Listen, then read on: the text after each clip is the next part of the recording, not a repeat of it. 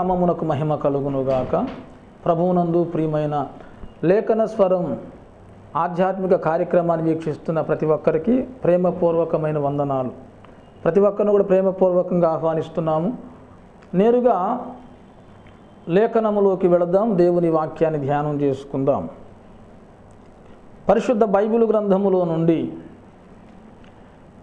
Hebrew పత్రిక 6వ అధ్యాయము ప్రారంభ వచనాలు చదువుకుందాం. హెబ్రీ పత్రిక 6వ అధ్యాయం ప్రారంభ వచనాలు.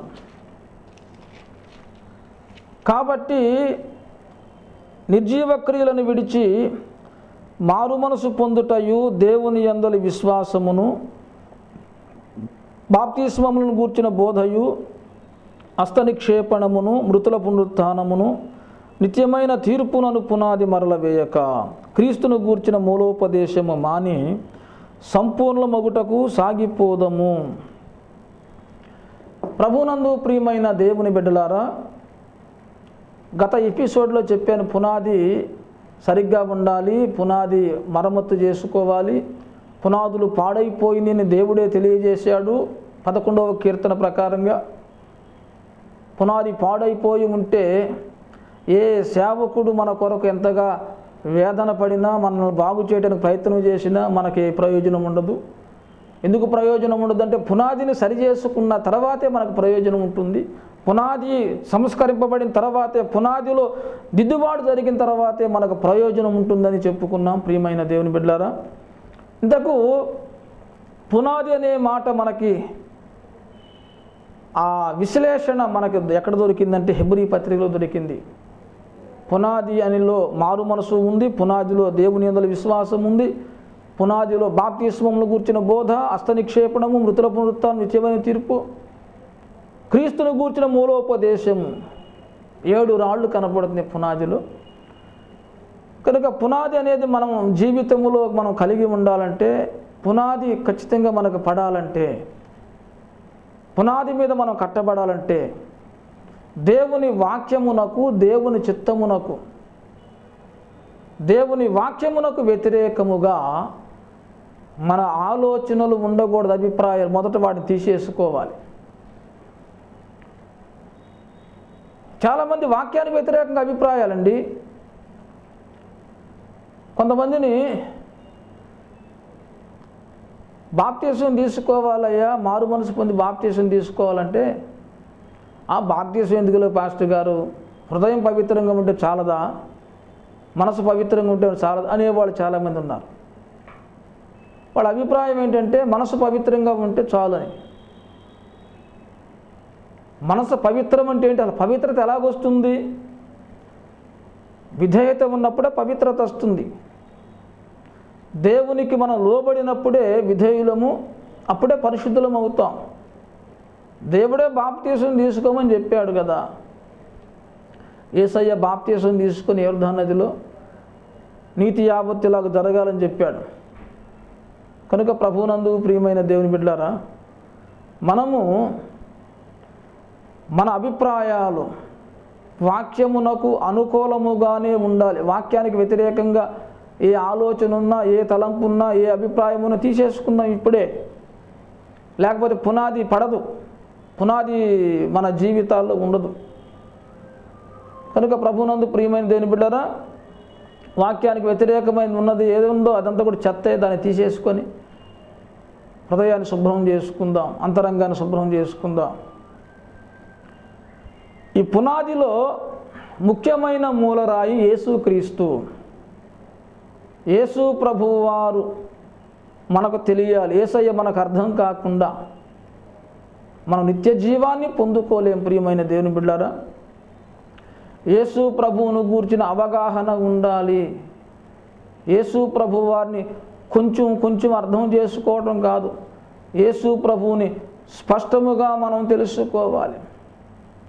స్పష్టముగా తెలుసుకున్నప్పుడే ముఖ్యమైన మూలరాయి క్రీస్తు మన పునాదిలో ఉంటాడు, పునాదిలోకి వస్తాడు ఆయన. ప్రభువునందు ప్రియమైన దేవుని బిడ్డలారా, యేసు ప్రభువును గూర్చిన అవగాహన, యేసు ప్రభువును అర్థం చేసుకోవటం అనేది మామూలు విషయము కాదు.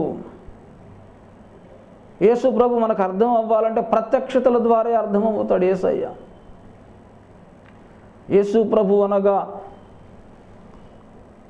అర్థము కాని వ్యక్తి అండి ఆయన. యేసు ప్రభు అర్థము కాని వ్యక్తి. లూకాసు వార్తలో యేసు ప్రభు వారే చెబుతున్నాడు 10వ అధ్యాయం 22వ వచనములో, సమస్తమును నా తండ్రి చేత నాకు అప్పగింపబడి ఉన్నది, కుమారుడెవడో తండ్రి తప్ప మరెవడును ఎరుగడు. కుమారుడెవడో తండ్రి తప్ప మరెవడు ఎరుగడనే మాట యేసయ్య చెబుతున్నాడు. యేసు ప్రభువే పునాది, మనకి పునాది, అపోస్తుల పునాది పడాలి. ఆ పునాది మనకు సక్రమముగా పడాలంటే ఆ పునాదిలో శ్రేష్టమైన ఒక రాయి ఉంది. 7 రాళ్ళు ఒక రాయి ఏంటంటే క్రీస్తు యేసు అనే ముఖ్యమైన మూలరాయి. క్రీస్తు యేసు అనే ముఖ్యమైన మూలరాయి మనకి మొదటి పునాదిలో మొదటి భాగం. అది పడాలంటే క్రీస్తును గూర్చిన అవగాహన మనకు ఉండాలి. యేసు ప్రభు ఒక మర్మం అంట, కుమారుడెవడో తండ్రి తప్ప మరెవడును ఎరుగడు. పరలోకములో ఉన్నవాళ్ళు, భూమి మీద ఉన్నవాళ్ళు యేసు ప్రభు వారిని అర్థం చేసుకోలేదండి. యేసు ప్రభు ఒక మర్మము, యేసయ్య అర్థం కాల. ఒకవేళ యేసు ప్రభు అర్థం కాకపోతే, యేసు ప్రభు అర్థం కాకపోతే మనం ఎంత భక్తి చేసినా పరలోకానికి వెళ్ళము. యేసు ప్రభువును అర్థం చేసుకోవాలి. ఎట్లా అర్థం చేసుకుంటామండి? కుమారుడెవడో తండ్రి తప్ప మరి ఎవడు ఎరుగడని యేసు ప్రభువే చెప్పాడు కదా. తండ్రికే తెలుసు కుమారుడెవరో, అంతేగాని ఎవరికి తెలియదని తండ్రి యేసు ప్రభువే చెబుతున్నాడు కదా. యేసు ప్రభువు చెబుతున్నాడు కుమారుడెవడో తండ్రి తప్ప మరెవడు ఎరుగడు అని. తండ్రికి మాత్రమే కుమారుడు తెలుసు, ఇంకెవరికి తెలియదని ఆయన చెప్పాడు కదా. మరి ఎలాగ తెలుసుకుంటాం? అలాగే యేసు ప్రభువు చెప్పాడంటే అర్థం ఏంటంటే కుమారుని తెలుసుకోవటం అంత సులభమైన పని కాదు, సులభమైన విషయం కాదది.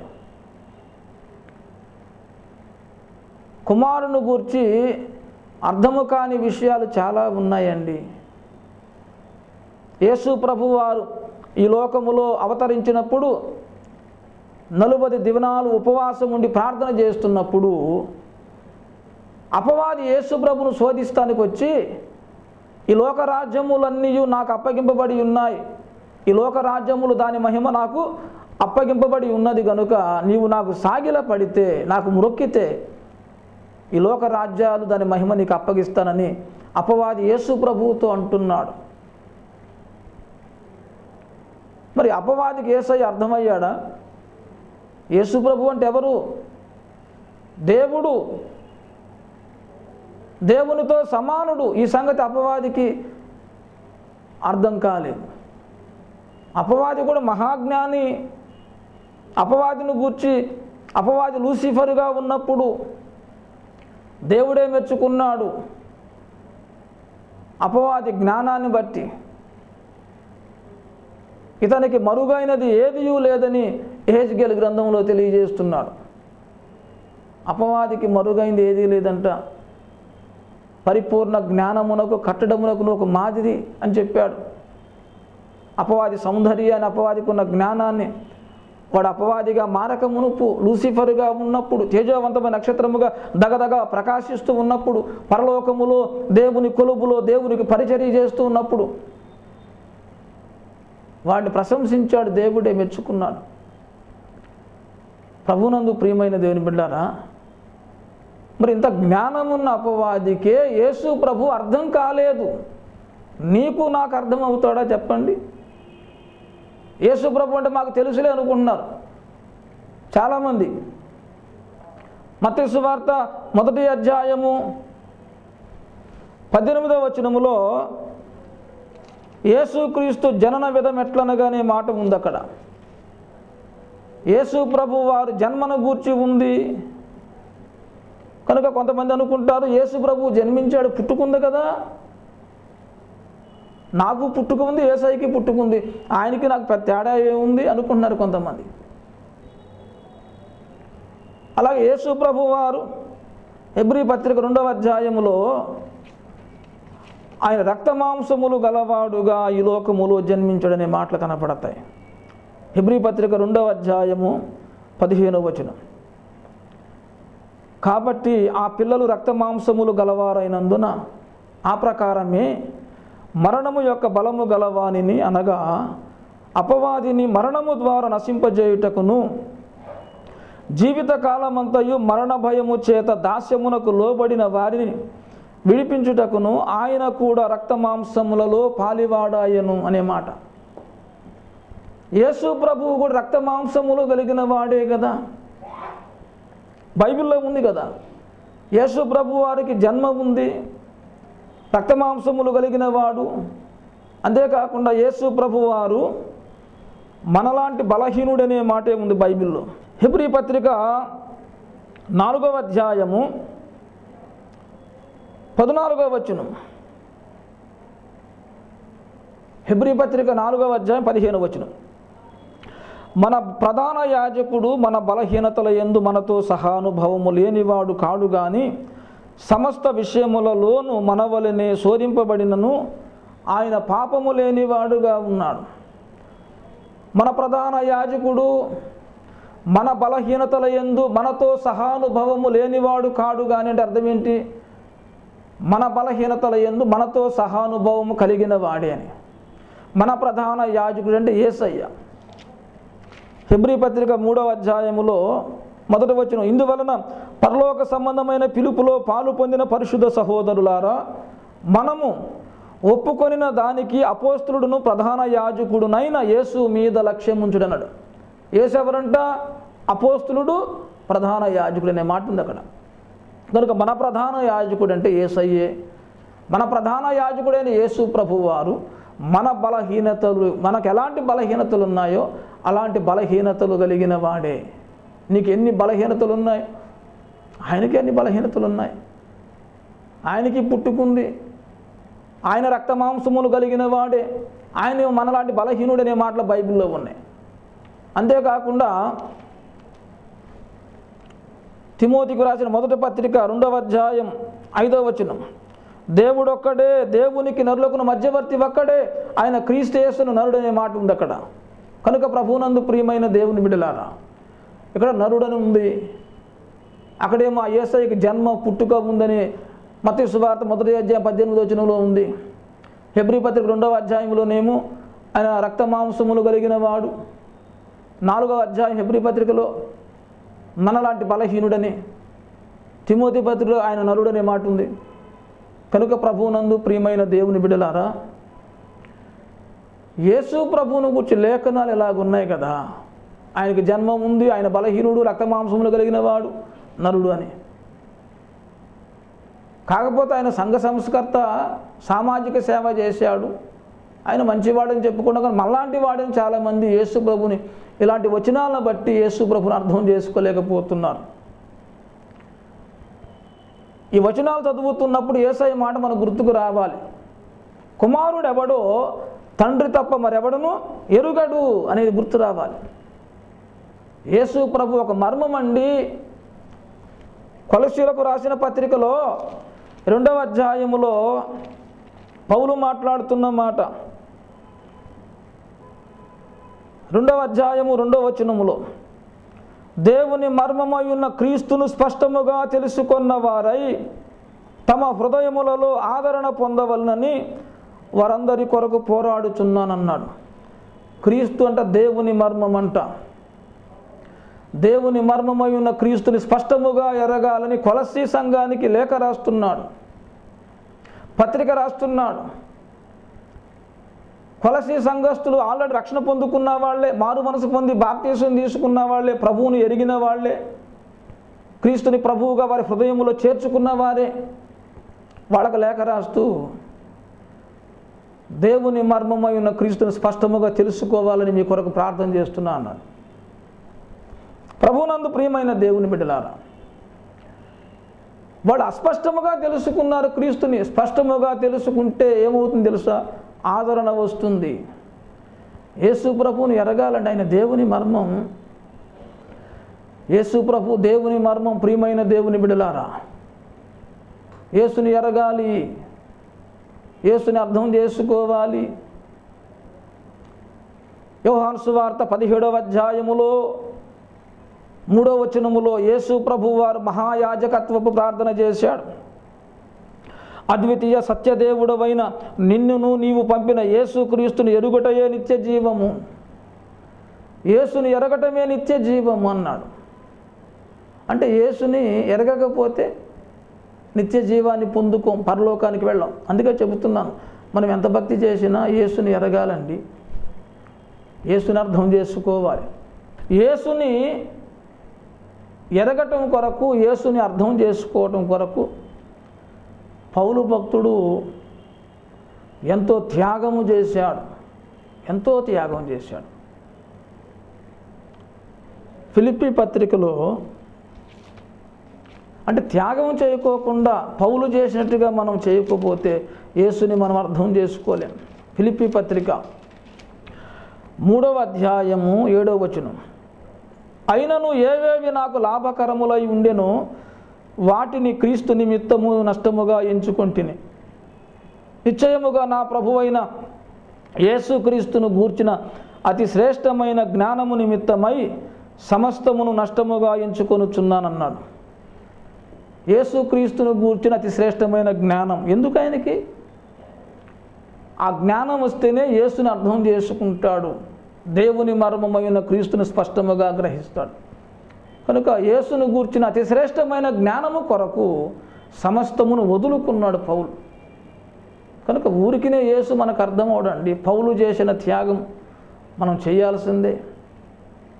ప్రభువునందు ప్రియమైన దేవుని బిడ్డలారా, యేసు ప్రభువును గూర్చిన సందేశం, క్రీస్తును గూర్చిన మూలోపదేశం అన్నాడు. హెబ్రీ పత్రిక 6వ అధ్యాయంలో క్రీస్తును గూర్చిన మూలోపదేశం తెలుసా నీకు సహోదరి సహోదరుడా? క్రీస్తును గూర్చిన మూలోపదేశం నీకు అర్థం అవ్వాలంటే పౌలుకుండే లక్షణాలు మనకు ఉండాలి. త్యాగం చేయాలి. క్రీస్తు కొరకు ఏవేవి లాభకరం వాటిని మనం వదులుకోవాలి, నష్టముగా ఎంచుకోవాలి, పెంటతో సమానముగా ఎంచుకోవాలి. ప్రభువునందు ప్రియమైన దేవుని బిడ్డలారా, ఇక్కడ యేసు ప్రభువును గూర్చి ఆయనకు పుట్టుక ఉందని మత్తయి సువార్తలో చదువుకున్నాము. ఆయన రక్తమాంసములు కలిగిన వాడిని హెబ్రీ పత్రికలో ఉంది. నరుడనే మాట తిమోతి పత్రికలో ఉంది. ఆయన బలహీనుడనే మాట హెబ్రీ పత్రికలో ఉంది. ఆయన బలహీనుడుగా, రక్తమాంసములు కలిగిన వాడుగా, నరుడుగా, పుట్టినవాడుగా, జన్మించిన వాడుగా మనకు కనపడుతున్నాడు. అదే బైబిల్లో యేసు ప్రభువు వారు మహాదేవుడనే మాట కనపడుతుంది.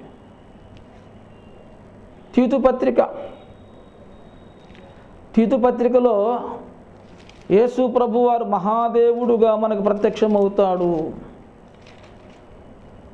2వ అధ్యాయము 13వ వచనం, అనగా మహాదేవుడును మన రక్షకుడునైన యేసు క్రీస్తు మహిమ యొక్క ప్రత్యక్షత కొరకన్నాడు. మహాదేవుడు అనగా మన రక్షకుడైన యేసుక్రీస్తు అన్నాడు. యేసుక్రీస్తే మహాదేవుడని. అలాగే ప్రభునందు ప్రియమైన దేవుని బిడలారా, యేసుక్రీస్తే సర్వాధికారి అయిన దేవుడనే మాట కూడా రోమా పత్రికలో మనకు కనపడుతుంది. 9వ అధ్యాయము 5వ వచనం, పితరులు వీరివారు, శరీరమును బట్టి క్రీస్తు వీరిలో పుట్టెను. ఈయన సర్వాధికారి అయిన దేవుడై ఉండి నిరంతరము స్తోత్రార్హుడై ఉన్నాడు. కనుక ఆయన సర్వాధికారి అయిన దేవుడు, ఆయనే మహాదేవుడు. దేవుడు అంటే అర్థం నేను చెప్తాను. బైబిల్లో 1 కొరింథీ పత్రిక 8వ అధ్యాయంలో యేసు ప్రభువును దేవుడు అన్నాడు కదా, బైబిల్ చెబుతుంది. 8వ అధ్యాయము 5వ వచనం, దేవతలనబడిన వారును ప్రభువులనబడిన వారును అనేకులు ఉన్నారు. ఆకాశమందైనను భూమి మీదనైనను దేవతలనబడినవి ఉన్నను మనకు ఒక్కడే దేవుడున్నాడు, ఆయన తండ్రి, ఆయన నుండి సమస్తమును కలిగెను. మనకు ఒక్కడే దేవుడున్నాడు, ఆయన నుండి సమస్తము కలిగిననే మాట చూస్తున్నాం.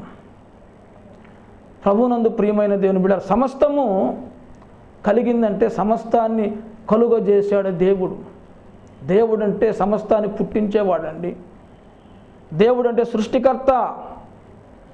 యేసు ప్రభు వారు సర్వాధికారి అయిన దేవుడుగా, యేసు ప్రభు మహాదేవుడుగా మనకు లేఖనాల్లో కనబడుతున్నాడు కనుక ఆయన సృష్టికర్త అయి ఉంటాడు. సృష్టికర్త.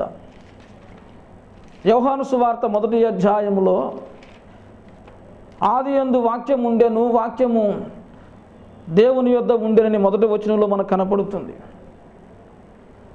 ఆదియందు ఉన్న వాక్యము ఒక వ్యక్తి.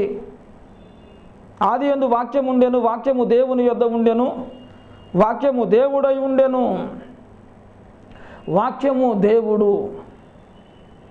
వాక్యాన్ని ఎవరు దేవుడుగా చేయలా, వాక్యమే తనంతట తాను దేవుడుగా ఉండెను. ఈ వాక్యం ఎప్పుడుంది అంటే ఆదిలో ఉండెను. ఆది యందు ఉన్న వాక్యము తనకు తానే దేవుడై ఉండెను. దేవుడై ఉన్న ఈ వాక్యము, ఈ వాక్యమై ఉన్న దేవుడు దేవుని దగ్గర ఉండెను. వాక్యమై ఉన్న దేవుడు అనగా కుమారుడు, దేవుని యొద్ద ఉండే దేవుడు అనగా తండ్రి. తండ్రి అయిన దేవుని దగ్గర వాక్యమై ఉన్న దేవుడు ఉన్నాడు. కలిగి ఉన్నదేదియు వాక్యమై ఉన్న దేవుడు లేకుండా కలుగల. ఆయన ఆది యందు దేవుని యొద్ద ఉండెను, సమస్తమును ఆయన మూలముగా కలిగెను. వాక్యమై ఉన్న దేవుని మూలముగా సమస్తము కలిగింది. ఈ వాక్యమై ఉన్న దేవుడు యేసు క్రీస్తే. 14వ వచనం, ఆ వాక్యము శరీరధారి అయి కృపా సత్య సంపూర్ణుడుగా మన మధ్య నివసించెను. వాక్యమై ఉన్న దేవుడు శరీరము ధరించుకొని ఈ లోకములోకి వచ్చాడు. రక్తమాంసములు కలిగిన వాడుగా ఈ లోకములోకి వచ్చాడు. ఈ వాక్యమై ఉన్న దేవుడు ఏం చేశాడు తెలుసా? అఖిల బ్రహ్మాండాన్ని సృష్టించాడు. ప్రభునందు ప్రియమైన దేవుని బిడ్డలారా, అఖిల బ్రహ్మాండాన్ని కలుగజేశాడు. సమస్తమును కలుగజేశాడండి సృష్టికర్త ఆయన. కనుక యేసు ప్రభు అంటే ఒక నరుడు, జన్మించినవాడు, మనలాంటి బలహీనుడని చిన్న చూపులు చూడమాకండి. దేవుడు మెచ్చుకున్నాడు లూసిఫర్ని, నీకు మరుగైంది ఏదీ లేదని. అలాంటి లూసిఫర్కే దేవుని మర్మమై ఉన్న క్రీస్తు అర్థం కాలేదు. నీకు నాకు అర్థమవుతాడా ప్రియ సహోదరి సహోదరుడా? యేసు ప్రభువుని అర్థం చేసుకోవాలి. యేసుని ఎరగటమే నిత్య జీవం. యేసు ప్రభువుని అర్థం చేసుకోకుండా మనకి పునాదిలో ముఖ్యమైన మూల భాగము, ముఖ్యమైన మూలరాయి మనకు పడదు. ఒకసారి యేసు ప్రభు ప్రసంగం చేస్తున్నప్పుడు చాలామంది వెళ్ళిపోయారు. అమ్మో ఇది కఠినమైన బోధని. అప్పుడు యేసు ప్రభు అన్నాడు శిష్యులను చూసి, మీరు కూడా వెళ్ళిపోవాలని అనుకుంటున్నారా అంటే పేతురు అంటాడు, మేము ఎక్కడికి వెళ్తాం ప్రభువా, నీవే నిత్య జీవపు మాటలు గలవాడవని మేము ఎరిగి నిన్ను నమ్ముకొని ఉన్నామని అంటాడు. కనుక యేసు ప్రభువును గూర్చి ఆయన నిత్య జీవపు మాటలు కలిగిన వాడని, యేసు ప్రభు వారు నిత్య జీవపు మాటలు గలవాడని పేతురు ఎరిగాడు. ప్రభువునందు ప్రియమైన దేవుని బిడ్డలారా, పేతురు ఎరిగాడు. కనుక యేసుని మనం ఎరగకోకుండా, యేసుని మనం అర్థం చేసుకోకోకుండా యేసుని హత్తుకొని జీవించలేము. కాబట్టి క్రీస్తు అనే ముఖ్యమైన మూలరాయి పునాదిలో పడదు. యేసుని అర్థం చేసుకుందాం. యేసు ప్రభు వారు దేవుడు, సృష్టికర్త. యేసు ప్రభు వారు రక్తమాంసములు కలిగిన వాడికి ఈ లోకములకు రావడానికి కారణం ఏంటంటే నీ పాపములు నా పాపములు పరిహరించడానికి, మన కొరకు రక్తము చిందించటానికి, బలి కావటానికి అలాగొచ్చాడు యేసయ్య. యేసుని అర్థం చేసుకుందాము. దేవుడి వాక్యం దీవించునుగాక. ప్రార్థన చేసుకుందాం. సకల ఆశీర్వాదములకు కారణభూతుడు అయిన తండ్రి, నీ పాదములకు వందనాలు. ఇదిగో ప్రభువా, పునాదిని గూర్చి నాయన కొద్ది నిమిషాలు మాకు తెలియజేశావు. పునాదిలో ముఖ్యమైన మూల భాగం, మూలరా యేసుక్రీస్తే. యేసుక్రీస్తుని గూర్చిన సందేశాన్ని మేము విన్నాం ప్రభువా. యేసు నిజమైన దేవుడు, రక్షకుడు, ఆయన సమస్తాన్ని సృష్టించాడని, అయా క్రీస్తుని రక్షకుడుగా అనేకులు వారి హృదయంలో చేర్చుకొని క్రీస్తుని ముఖ్యమైన మూలరాయిగా కలిగి ఉండటానికి సహాయము దయచేయమని, యేసునందు విశ్వాసం ఉంచి ప్రతి వారిని మీరు ఆశీర్వదించి రక్షించమని యేసునామమున అడిగి వేడుకొనుచున్నాము తండ్రి. ఆమేన్. అందరికీ వందనాలు. సెలవు తీసుకున్నాం. Thank you.